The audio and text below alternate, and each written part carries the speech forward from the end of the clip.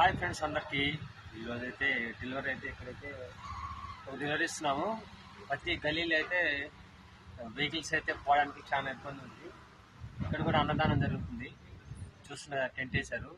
ఇక్కడ రావడానికి అయితే నేను 3-4 గల్లీలు అన్నీ తిరిగి వచ్చాను. లొకేషన్ ఏమో తప్పు చూపెట్టింది.